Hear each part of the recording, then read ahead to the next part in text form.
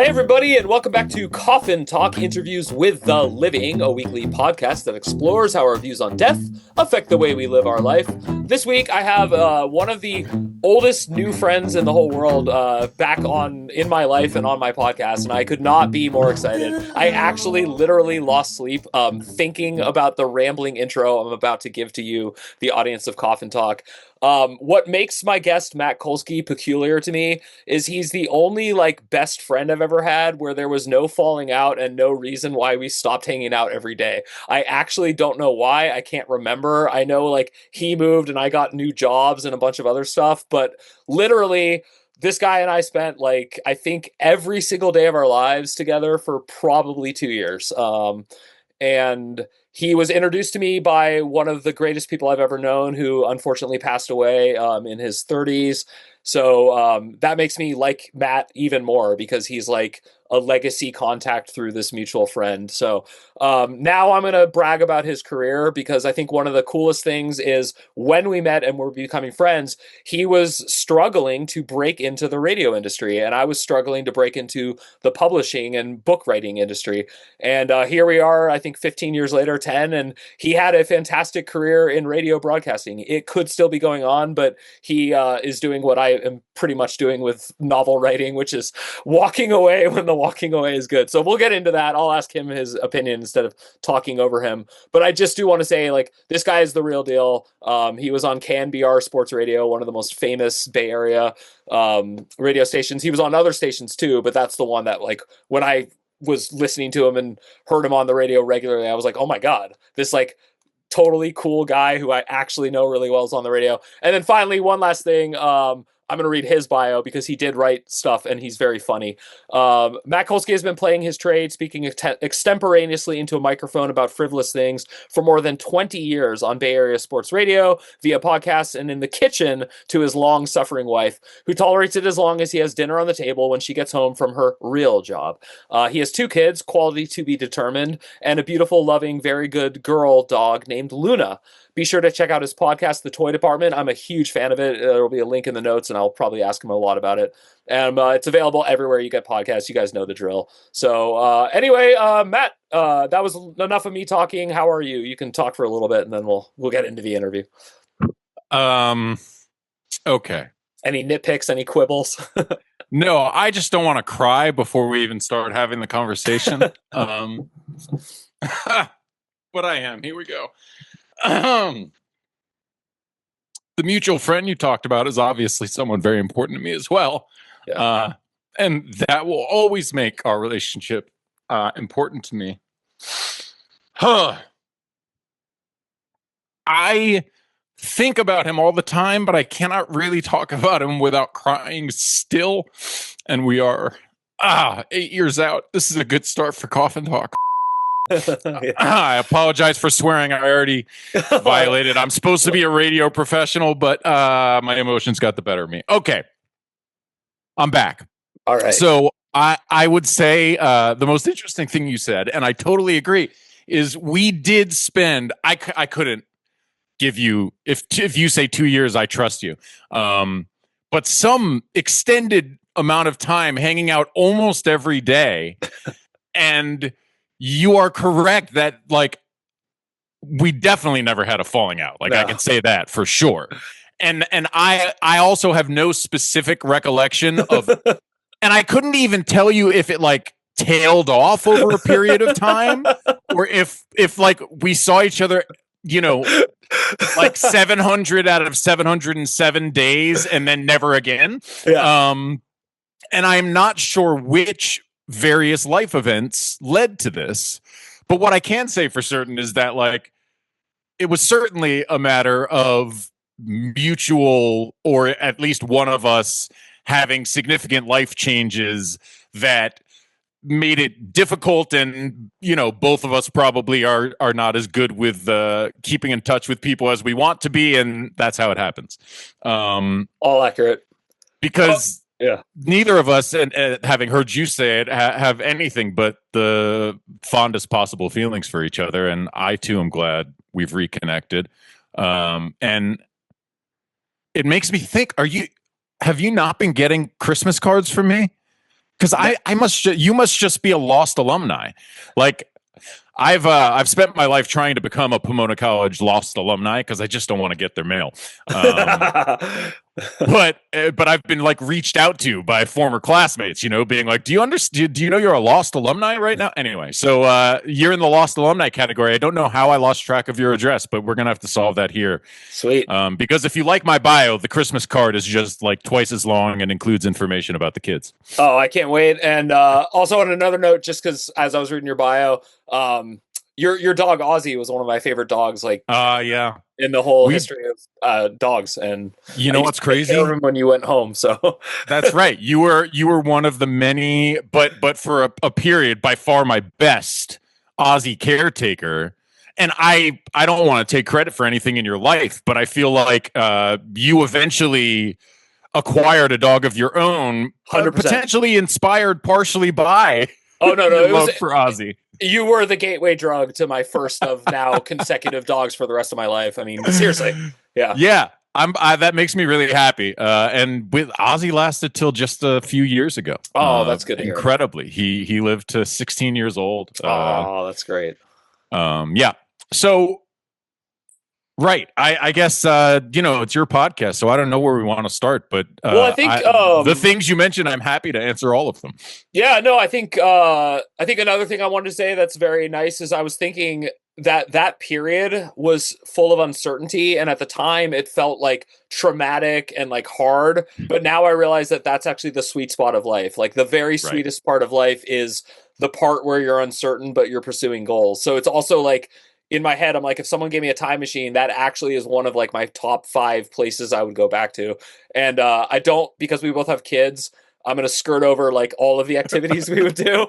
But I will say this, Matt is the kind of friend who like, I thought Fish was okay. I was like, yeah, they're all right. And he's like, well, I bought tickets and you're not paying for it and you're going to a show. And to this day, I now get to say I got to see Fish live, which is like, cool. I would never pay. So you're a very generous, kind person. He was also generous and kind with other things that have to do with Fish. And I'll just say that we spent a lot of time eating burritos and watching sports together. And we did. This is my last thing.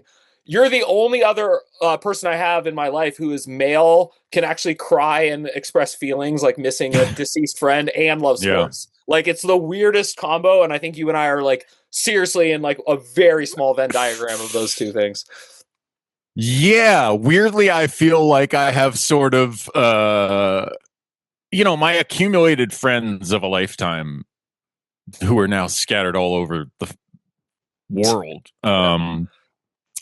I like that's a great description of a lot of them, male or female. Yeah. But like sports, but also culture and movies and music on a deep level, and like really care about these things that I somewhat frivolously referred to as the frivolous things in life, because I only half believe that. I mean, they are ultimately frivolous, but I think important. And it's people who care about those things and want to talk about those things and can be emotional about those things and real life that I have sort of gathered into my circle over way too long on Earth. Often with the touchstone of some of the unmentioned things, but I will say that is actually less important than the emotional discussional part of it, because I think I've learned about myself over time that both professionally and personally, I live for an interesting conversation at any given moment. Yeah. I can't abide small talk. I get very like anxious in bigger groups of people where there's no opportunity to have a meaningful conversation. And I get very annoyed with professional situations where I'm not able to have what I would call real conversations about things. And actually, that's a good segue into why I like your career as a broadcaster. So I would listen to Matt Kolsky talk about plaster drying because he would have a hot take, and it wouldn't be so that he can have a hot take. Matt has opinions, but they're like both spontaneous and yet somehow sort of well thought out. I imagine you just like think a lot throughout the days and then things just percolate back up. I don't know your process, but I do know that I listen to this show he does called Toy Department. They talk about like literally my least favorite thing on earth, reality TV. Like there's nothing I dislike more than I've seen half an episode of Survivor. That's like my entire resume. And I will sit and listen to him and his friend, who I do like your friend. Don't misunderstand me. If he listens to this, I don't want him to think he's like the second fiddle or anything. It's just that I personally know you. But Yeah. but man, you like, I don't know. And then you're also on the Locked On Sports Network, which is like my new favorite thing to listen to, because one of my jobs I can just listen to radio while I work. And he's phenomenal. He's so good that I got to be careful because I don't know if it's going to get out there. He's just so good that he's invited back repeatedly by the actual host. And I find that interesting because I listen to other Locked Ons and they never have people on. So Interesting. yeah. Yeah. I mean, I think, I don't know, in terms of the Warriors thing, there's nothing weird about that. I'm just, sort of a hired hand at this point in my career in all respects. Sometimes not for money, but in that case, for as much money as you probably imagine a minor podcast network host might make. So, I'm not like the principal host, but I am a pretty frequent co-host, and it's always two people. So I don't think it's anything. Maybe I don't know. To be frank, I don't watch any of the other Locked On stuff. So what do I know? But I think that's okay. I don't know. That could change in the future. I do really like doing that. The Warriors are really the team that I built my career around watching and covering and understanding, and I still feel like I understand that team at a higher level than almost anyone. I think the list of people who really understand this Golden State Warriors team from outside the organization, that is beyond me, is certainly single digits. So I love doing it. And I think I would always love covering the Warriors, even in the certainly grim near future.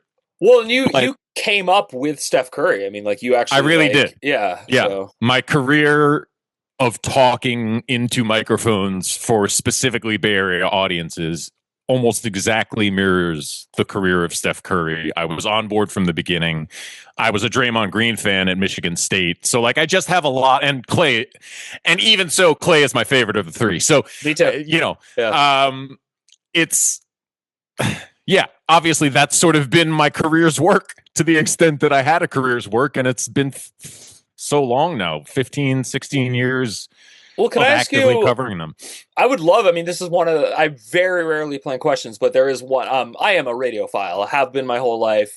That's naturally when I became your friend. I was like you actually invited me into KNBR once, and I got to go up and hang out with you. And this is the best memory of my life. We were smoking cigarettes in a radio station and talking live on the air. And this is like a big tower that goes out like all over the Bay Area. I mean, I was so flattered. I was so like thankful for it, and it was so fun. You were subbing at that point. That was like how you were breaking in. I think Ken.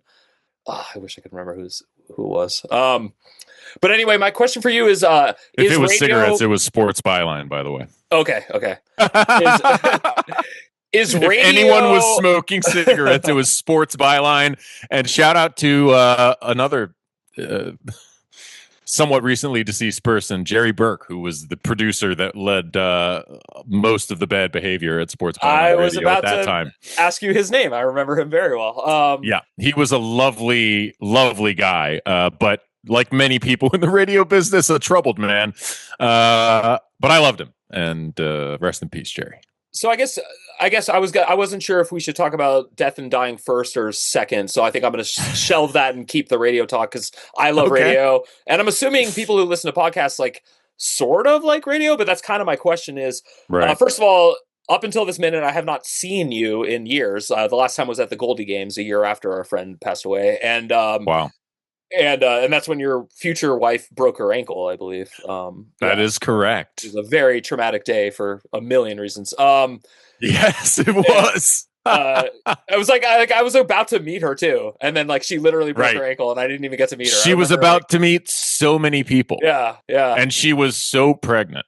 Oh And so many God. people that, again, like very important to me, tied to me through this, to demystify it somewhat. A guy who was, probably my best friend, certainly one of my best friends Oh, in definitely. college, Yeah. and was a really close friend of yours in high school. And because I moved to his hometown after college, I met many of his friends. Did not necessarily become close with all of them, but that was a whole community of people that were a part of my life pretty indelibly, that my wife was about to meet as she was like 6 months pregnant, and she suffered one of the most gruesome ankle breaks you'll ever see on her way down the stairs into the dinner. Yeah. It And was like truly, yeah, truly, and in a famous park in San Francisco that does not have easy access for right. cars or So ambulances. we were sitting there. I was sweating my absolute balls off Hmm. in like terror and panic for 30 something minutes with her, literally, like, if you remember if you're a sports person, the Gordon Hayward ankle injury, which Yeah. is like, if this is your normal ankle, it's like turned here. Yeah. Sitting in my lap, clearly, I mean, I don't think it had broken through the skin yet. I think that ended up happening in the ambulance, Yeah. but I couldn't look at it without feeling like I was going to throw up. So I was in like basically a panic attack state for 30 minutes with my wife screaming in pain. And because we were going to this celebratory dinner on the year-ish anniversary of this very important person's death,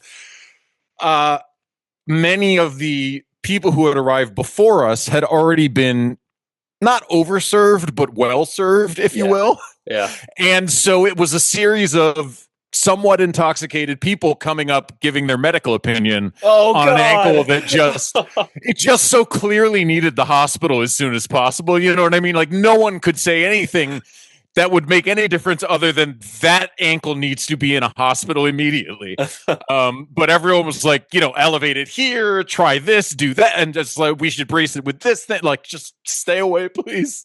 And they were all a little tipsy. It was a hell of an experience. Yeah, and the reason I brought this up was I hadn't seen you, and what I was alluding to is, how do you feel as a radio? So okay, let me set the stage here. We're doing an episode of Coffin Talk. We can see each other. We're on Zoom. I will never, ever, ever watch an episode of my show. Not You couldn't pay me all the money in the world. I hate seeing myself. I don't even like mirrors. I don't like Right. watching people. I like to listen to radio. Like that's like they're like. I'm not sure if everyone in the world is like me or not like me, but like I would choose radio over television. I actually like prefer an audio medium, and that's not true for Audible, by the way. In case anyone's interested, I can't listen to books; it goes straight through my ears. So my question to you is: was was part of your decision to kind of walk away or be walking away from the industry because the industry is dying and the only alternative is video broadcasting, or does that not at all play into it? And then I have follow-up questions, but Not at all. okay. I am exactly like you as a consumer. I am interested in the audio medium as a consumer for interesting discussion, even like a little bit of news, sports, certainly. I am into the audio, not games, but Yeah. sports discussion. Yeah. I can't listen to an audiobook to save my life. I can't track it. Yeah. And all of that said, I have enough of an ego that I don't mind being on camera. I just won't watch it later. So no, that had nothing to do with it. It was almost entirely circumstantial and family related, frankly. Oh, okay. And in many ways, like, like you said, at the time we were spending a lot of time together, we were both like in the struggle, but we were both like ready for the struggle. You know what I mean? And I reached a point in my life where the struggle doesn't really fit in my life. And, had to make some choices to prioritize my wife and kids over my career, which although it is very distressing to me at certain levels, like was not a difficult decision at all. Totally. And that, without going too deep into it, because it's not that interesting or unique of a story, that is why ultimately I left the job I had, which was hosting the nighttime show at 95.7. And why we moved back to Chicagoland, and why I have not pursued actual radio in Chicagoland. Because with all due respect to me, I'm nobody here. Like I'm a guy who was on the radio, who hosted Afternoon Drive for 3 years or whatever it was in the Bay. And if I was, hanging out podcasting in the Bay and really pushing it, maybe I could get a real radio job. Although, to your point, the whole industry's dying, so it's not that exciting. But in Chicago, I would have to be on the grind again, not as hard as it was when I first started, not when my only experience was at a public access station, right? Yeah. But I have a resume now, but you don't just walk in. I mean, there aren't sports talk radio host jobs available on the streets, and you don't just walk into one in a market where you have no footprint. So it would be grinding again. And there's a part of me that feels like I could do that and would enjoy the process. And then there's the realistic part of me that's like, and miss every kid's practice and game, and never see my wife, who works normal hours, because I'd be working nights and weekends and stuff. And it's just doesn't make sense. Well, let's dissect that a little bit, like spiritually, because this is where things get interesting. I feel like we're leading very parallel lives. Very. I have 2 small children. I have a wife. By the way, can I just add to that before you? Please go. I don't want to make it sound like I don't care about your wife and kids, but you're good. You're good. I also just finished a novel with a buddy. Yeah, That's awesome. we'll talk. We can talk about that off air. All right, but cool.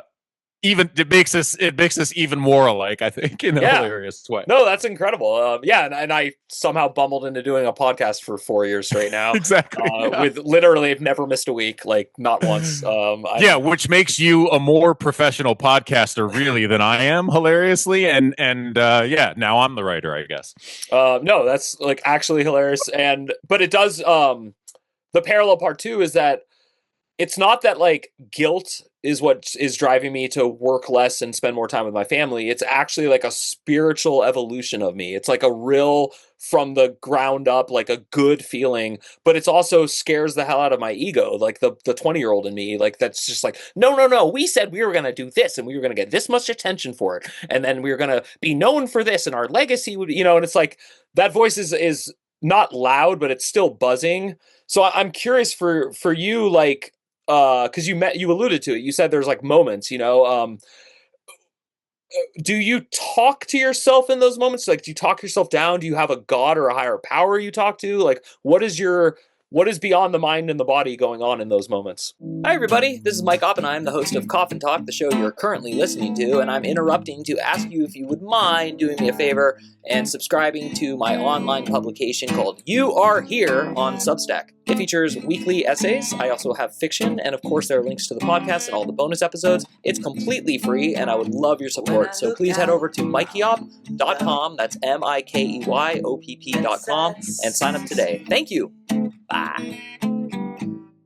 All right. Okay. So let me start by asking you a question, which is, or let me see if you agree with this. I am the kind of person that feels like, you and I getting to know each other in the way we did for the amount of time we did is kind of like, I really know who Mike Oppenheim was, is, and always will be, right? Totally.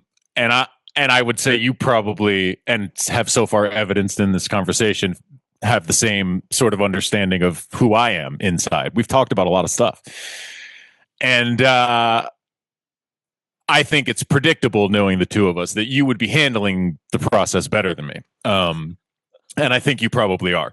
And and so I I think one thing you did that I didn't, although I don't know, is this a weird question to ask? Are you living near your wife's family? Sadly, her mother passed away, who was living right by us. But yes, Okay, but that's why you were in the. Okay, my parents are here and hers. We met here, so it was like pure luck. Okay, yeah. So your parents had also moved there. Yes, correct. Yes. Okay, well then it is very much the same. Never mind that. Yeah. So yeah, we moved to a place where both of our parents live for support with the kids that were very similar. Difficult and expensive in California. Especially if I was leaving my job. And, we survived on odd jobs and unemployment and her job for a while. And it was one of these things where, like, there's no question if I was on my own, I would have struggled harder for as long as it took to, like, reestablish what I needed to reestablish or to get set up in a way that, made it work. But it became clear to me that, became clear. It's obvious that is a lot to put on anyone, much less the person I love the most in the whole world, which is my wife, and two tiny little humans who, were smushed into a much smaller living space than they are now, and et cetera, et cetera. Got to indulge in less exciting things, take less vacations, etc. Totally. See their grandparents less. And obviously, the grandparents are very happy about it as well. And, it became a thing where, what kind of person am I if I am putting everyone else through a bunch of nonsense to chase a dream, which, like, it wasn't even a dream at that point in the same way, because I really did kind of do the thing. And the way it came apart is the way a lot of radio stuff comes apart. Like, they split up a show that they didn't think was as good as it could be. And I ended up in a spot that was really tough for me with a wife and small kids. And, well, what about, like, one thing leads to another, but spiritually. Yeah. Oh, I don't have a higher power. I would describe myself as an existentialist agnostic. I like that. I'm not brash enough to tell anyone else there's no higher power. Like, how could anyone be sure? But my lack of a specific higher power, I think, is part and parcel to my kind of just, and I don't know if this has to do with being, very, very, very mildly on the spectrum or, undiagnosed something or other. But I cannot process the concept of faith. It doesn't make sense to me. That's cool. I like that. I like to believe you could convince me of anything if you could convince me. But the idea of accepting something, that's what faith is accepting something without being convinced, essentially. Totally, yes. And I can't get there on anything. Which I think in some ways is the unique skill that you and maybe at least 17 other people respond to in my work. Like, I treat everything with that same approach, I hope. I mean, sometimes I'm sure I'm ignorant of my own biases and whatnot, but I hope that I approach any concept or any explanation of something that happened in a sports game or, listen to me, sports game, I'll never work again. Right? Anything in the whole world, I would like to believe, whether I have an opinion or not, I approach with the open-mindedness to be convinced that I'm wrong. Yeah. To be convinced of something different. Just pause real quick. This is what, as a Kolsky whisperer, I would try to explain to friends when they're like, he just he's too opinionated. I'd be like, no, but you don't understand. Like, he actually listens. He does care. Right. You can like affect his opinions. He's not just a bloviating like one-way faucet. So yeah, keep going. But I do Well, completely. yeah. I mean, listen, and I also think that, like, if we want to take a broader view of my career in sports talk, that is critical to my understanding of it. Because, again, there's ego, and I do believe it's the one thing I do at an exceptional level. For sure, you do. And I'll say it for you. You're well, excellent. and I just think if that thing you just described is what people were looking for, I think I'd be famous. Yeah. But I discovered this is a good, yeah. I discovered that truly, and this is not a judgment, this is just reality. Truly, the sports fan largely is not interested in that. They are not interested in someone with strong opinions who's open to change them and wants to discuss them. They're interested in people with strong opinions who will not change them and only want to scream them at you, not actually pick them apart. Once you start picking things apart, people just kind of get disinterested, and all I want to do is pick the things apart. And that's been a struggle for me at times, because I never had radio hosts or radio well, it's been so long, program directors. I never had a program director or a producer tell me what opinion to have. But I frequently had them tell me to have my opinions in a different way and not overthink it, basically. Wow. Yeah, that's wow. And my whole thing is overthinking it, really. Totally. For better and for worse. It's my whole thing. So yeah, in a way, at the end of the day, the sports talk industry only wants so much of me, if at all. And though I feel like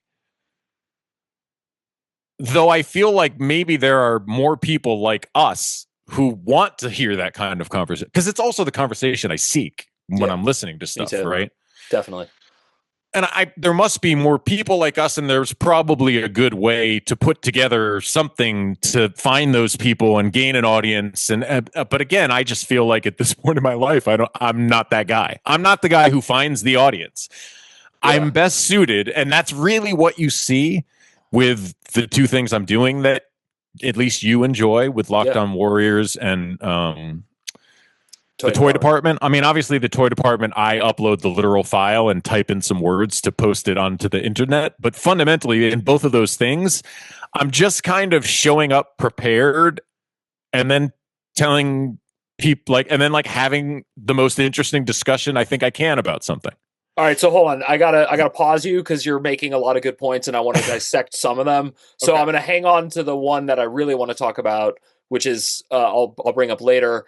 But right now, what I want to address is so there's a term called a parasocial relationship, and I'm sure you're familiar. Mm-hmm. Very familiar. I have one with Van Lathan, who I believe is the greatest working podcaster or discussion haver in America, and whose phone number I have from my radio days, and I've texted him unsolicited more than he would probably like. So that was actually my point is even though we have our history together, it is hard for me not to treat you like that with your number. Like, I listen to Toy Department, I'm like, dude, we got to talk about Marty Supreme. Like, we got like you have no idea. And so I'm like, you can do one text per episode. That's probably okay. He probably likes feedback. He wants to know people listen. I know what it's like. Like, I do want people to acknowledge that I do a show. But it is weird because I do know you, and and so it's not parasocial, but no. It's the creepiest feeling when I hear you in the car and my kids are like,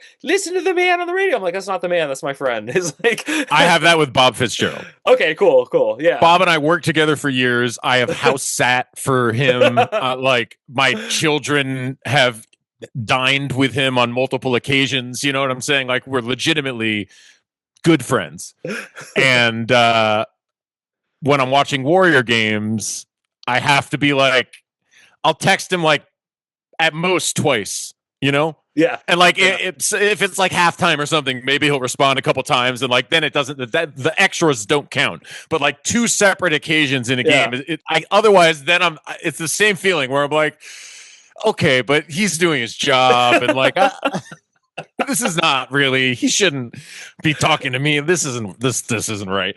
Yeah. So there's other dudes too. Like I mean, Bonte Hill. Every time we see each other, we have this conversation. I don't know if you know who Bonte is, but he, because you haven't been in the Bay for a while, and even if you're watching Warrior games, you're not getting the NBC pre and post game. But he's the Warriors TV pre and post game host, and just the sort of, I mean, for my money, the best talent on NBC Sports Bay Area.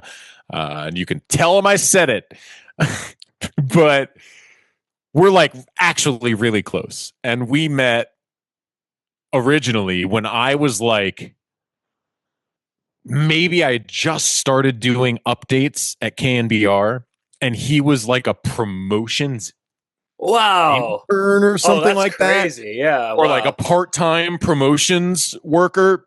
And he happened to get the assignment of showing up to my very first, this is so absurd, my very first like remote appearance, except it was like I wasn't doing radio, and it was such a garbage affair. Like, and we had to meet at like a pizza or a Starbucks in Pacifica at like 5 a.m. and like sit there, and nobody cared.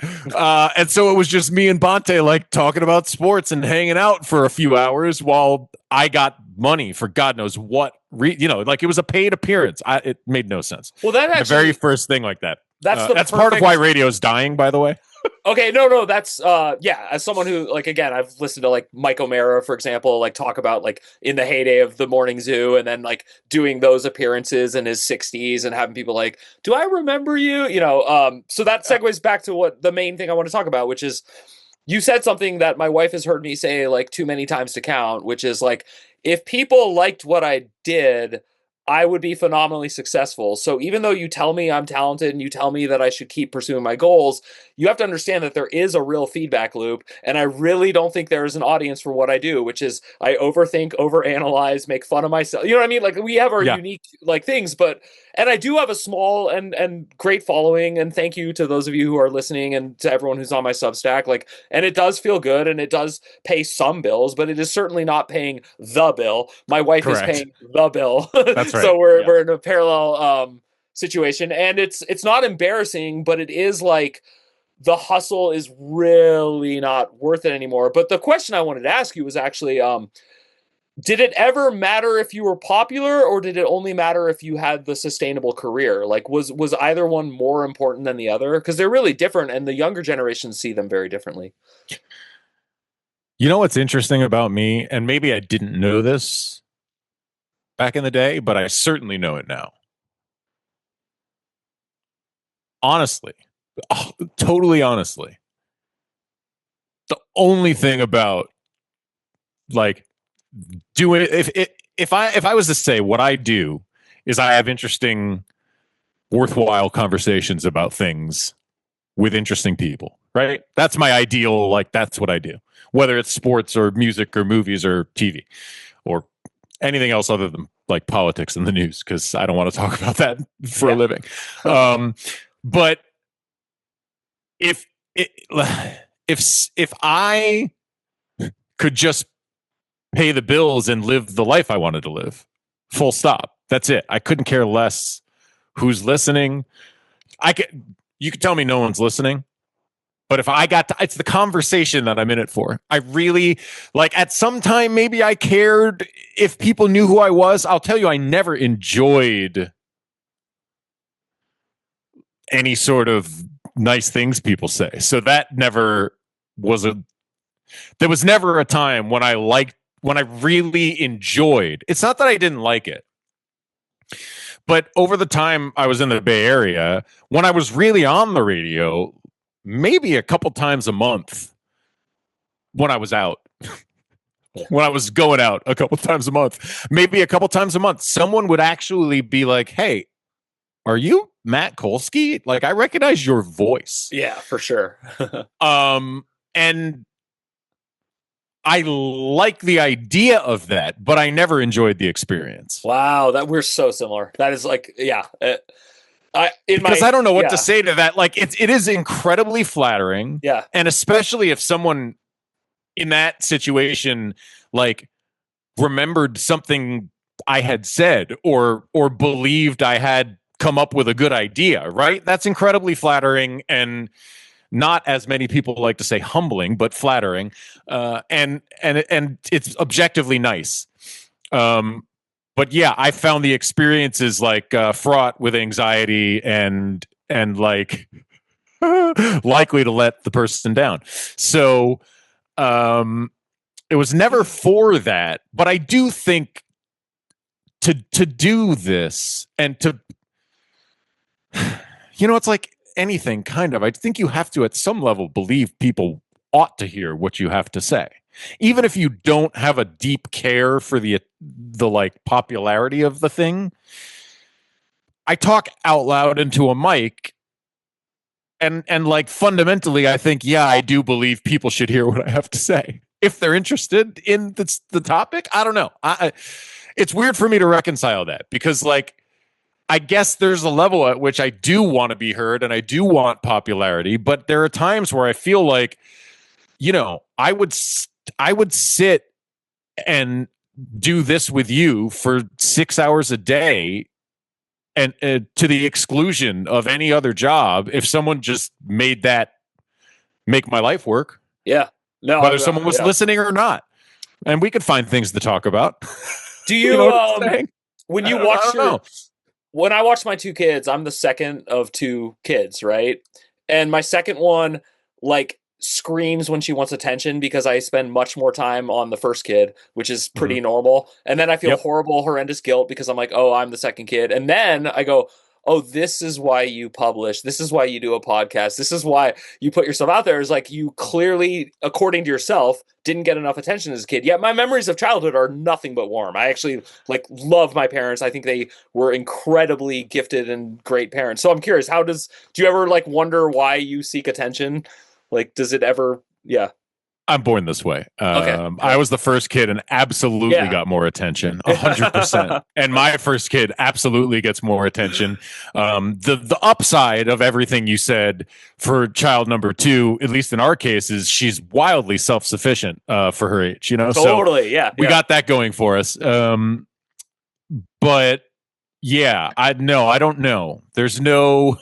I can't blame my parents for that one. No. Yeah, that's what I figured. I mean, I know we both come from good family. I mean, clearly you don't move back to where you're from unless you actually like your parents and respect them. And then I think I want to nip the spiritual question up, so that, because my brother's going to kill me if I go more than 45 minutes without asking you, what do you think happens when you die? So you already declared yourself an existentialist agnostic, I believe is how you phrased it. And we discussed faith. But I am curious, do you ever think about what's going to happen to you, Matt, not other people, when you die? Do you think your consciousness will remain, that kind of stuff? I think nothing happens when I die. But I don't know. I have no idea. One thing I think about a lot? Time, right?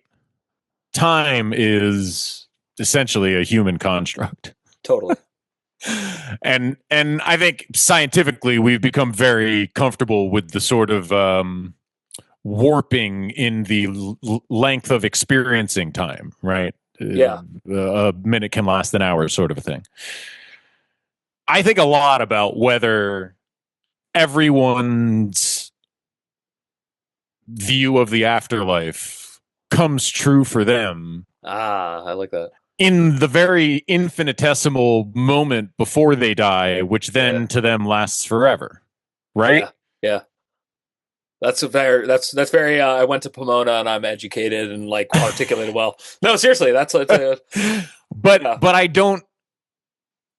But again, you just have to convince me of a thing, and post death is a weird one because quite obviously nobody knows. And even if you say, well, some people have died and come back, well, like that doesn't prove anything. Fundamentally, they're still alive, right? I agree. Maybe, I mean, if you're religious, maybe God knew they weren't really going to be dead forever because God knows everything, right? If you're not religious, like maybe there's a brain synapse we can't detect that remains firing until you've been medically dead for a week. Who knows, right? Yeah. They also call it near death for a reason. They don't call it death. Exactly. Yeah. It's not a death experience. It's a Yeah. near death experience. Yeah. So nobody knows. And everyone's idea is literally a wild guess. Yeah, like there is nothing better than a wild guess for what, like, that's why I assume you've discussed the show The Good Place on this podcast once or twice. Love that show. Yeah. Love it. Oh, this is real quick. I just want to wedge this in. You're my favorite friend to watch TV with, like by far. Man. Like, yeah. You're just, yeah. Anyway, go. That was a great time in TV too, and like a great time in with the Warriors history. Yep. The A's were a fun team at that time in history. Yeah, we watched a lot of good sports together, man. We're old, it's over, but it was awesome. We are old. We are old, but the times were good. Oh gosh. Okay. I forget what I was saying. You were talking about The Good Place, the show. Yes, right. Their conception of the afterlife is so hilarious and wonderful to me because it's both completely absurd and also vaguely in line. Like, it's nothing but a mishmash of various actual theories on the afterlife or non-existence of the afterlife, right? In reality, it is just a bunch of people's ideas over time mushed together in a hilarious and ridiculous way. But fundamentally, because we're all taking wild guesses, it's just as realistic or potentially what's really going on, which is why it's so funny that within that show, they have the one guy, she's like, so nobody knows. And he's like, well, there's this one guy, Doug, who did actually on mushrooms, like figure it out to like a 99%. And then the way he's living is so horrifying, right? Like it's just the most perfect way to highlight to me the absurdity of any confidence about what's going on in the afterlife. And to be frank, I've never been, the marshmallow test. Yeah. Oh, definitely. I bring it up all the time. So like, let me explain it to our audience. The marshmallow test is Okay. where you give someone a marshmallow and you say, I'm going to come back in 5 minutes. If you didn't eat the marshmallow, I'm going to give you a second marshmallow. If you do eat it, no harm, no foul, but you don't get a second marshmallow. And it supposedly predicts the two kinds of people who either delay gratification or instantly seek it. All right. Right. So I like to think, like most psychological tests, my reaction to that on any given day would depend on 1,000 things and could vary.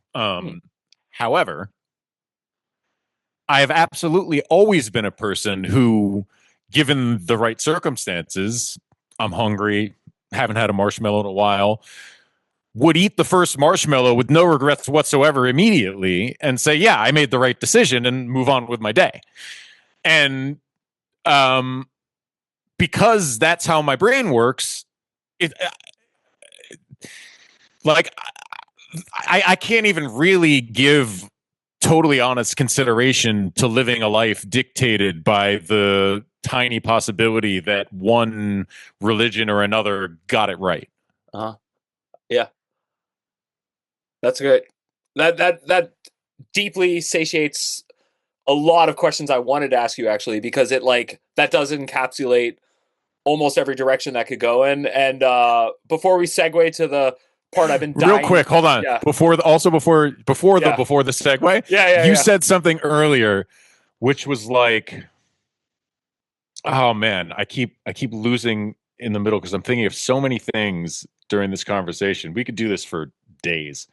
But all right, you go ahead. Do your segue. That's okay. And if you remember it coming in, I can these if we need to. Okay. Yeah, it probably has before the segue. You were saying, yeah. So I want to segue into. I want to explore your talent live on the fake live radio. But it's not because I want to show you off to all my friends, but that is true. But it's also because it's fun and you're actually fun to talk to. So I just wanted, before I do that, I wanted to ask you, and don't worry, I'm not going to go somewhere weird, but is there any question that you would actually not answer? Like, is there any, like, and I'm not, again, not like intimate questions about your relationship with your wife or your kids, like barring that, which is not on the table for almost anyone. Is there any like category or area of life that you actually like are reticent to answer? Like you kind of clam up? I don't think so. I mean, yeah, it would only if it was. I mean, if you explored, you might find something that I was embarrassed or unwilling to talk about because of what my wife might think or say in response. Yeah. And maybe you could uncover something my parents have never heard, and I'd rather wait till they're dead. But I don't even know if you could do that. I think my parents have a like fair assessment of my scumbaggedness over the course of my life. Well, you know what it is? I've mostly meant well. Like the worst things I've done, the things I regret the most are like things that were pretty clearly just like youthful mistakes in judgment or, bad handling of relationships with women because of my own insecurities is probably like my most flagrant violations in my 20s. Like, I don't think I ever ghosted anyone exactly, but I probably had near ghosting behaviors because of my own embarrassment over things. I don't know. No, Other than that, like I haven't done a lot that I'm super ashamed of. I've done a lot that I regret, but that's different. What I meant, it's funny because that was a good answer, but what I was actually more talking about is like philosophically. No, like I'm trying to think. Like, there's just certain issues I wouldn't want to express my opinions on, not because I'm ashamed of them, but because like we live in a hot fire. I probably don't want to talk Israel-Palestine with you. Okay, that was one of the ones I was going to joke about asking you. So I was going to say, right. I was going to. But you could ask. I mean, honestly, I'm not afraid of that one either. I just am not. What I will say to almost anything is that I'm not truly informed enough to speak too authoritatively on it. Yeah. But mostly I feel sad and confused about a lot historically in terms of my own feelings on Israel, and certainly just like embarrassed isn't the right word because it's not me, but like. Well, let's horrified by the behavior of a country that I had an inherent association with. Yeah. I have resented that inherent association my entire life, and it is now blowing up in my face that I still get accused of partaking in it, even though my entire life I said, hey, I'm a citizen of the United States. What do you want me to do? So anyway, but I didn't actually want to talk about that, but that was phenomenally interesting. But it does remind me of an anecdote I wanted to briefly tell you. So so our mutual friend, a childhood friend of mine who I was very good friends with through high school and who Matt met in college and was extremely close to the rest of his life.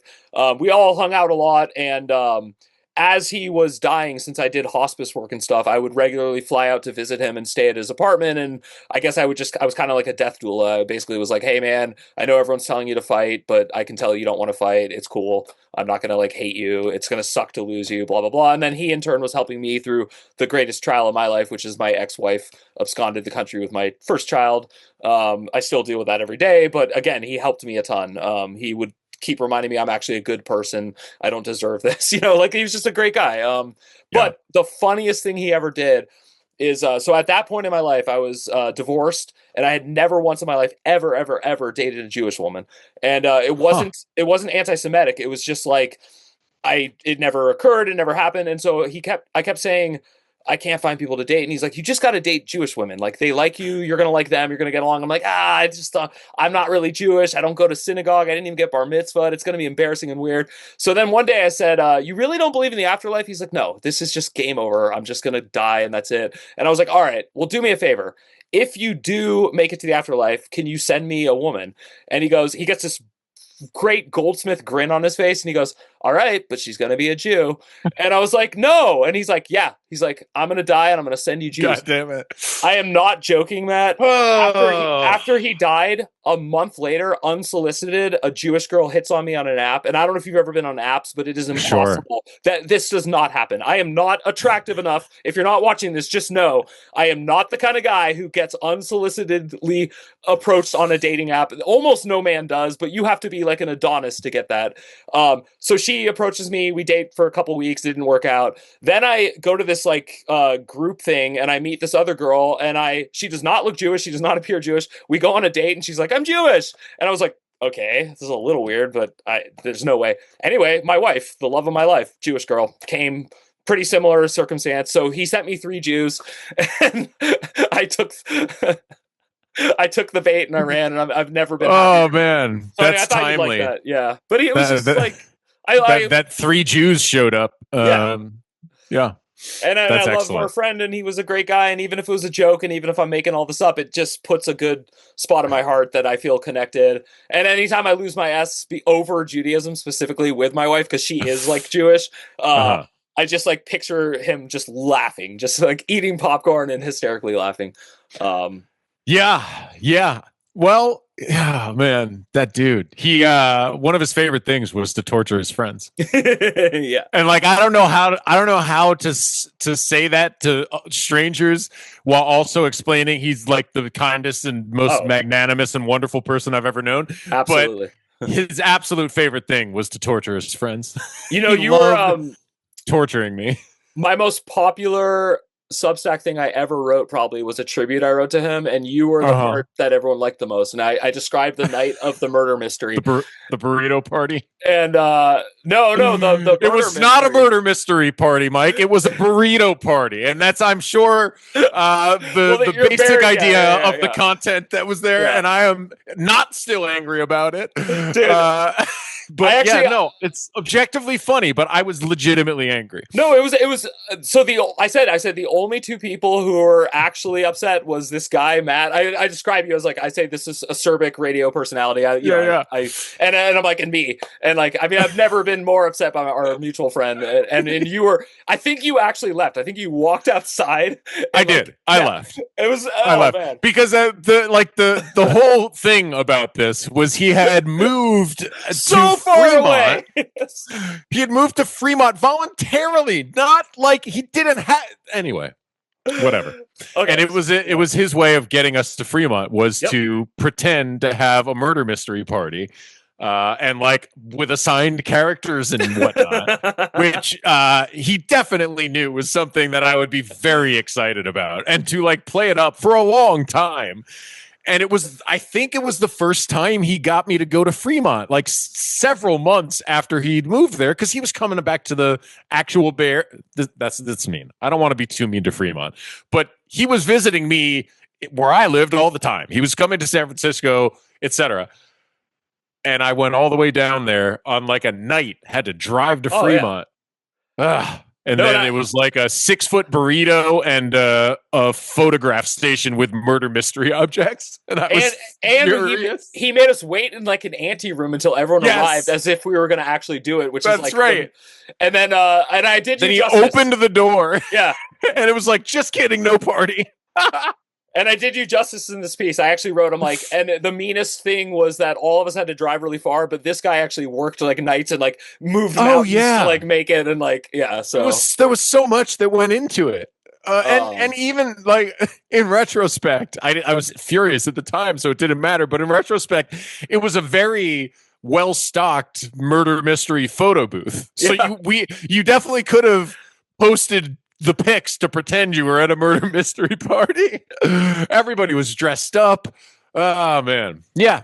Matt, thank you so much. You're the best. People at home, as always, the best way to support my show is to head over to MikeyOpp.com. That's MIKEYOPP.com. Sign up for the once a week email that I send out. It is not an email advertising things. It's an actual well thought out essay in which I ridicule myself and try to bring you inner peace and a sense of belonging in this crazy world that is getting even crazier. And if you don't believe me, then you didn't listen for the last 2 hours.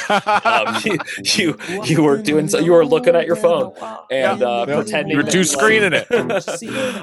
So anyway, thank you to everyone. Thanks again. My name is Mike Oppenheim. You have been listening or watching Coffin Talk, and I will see you soon.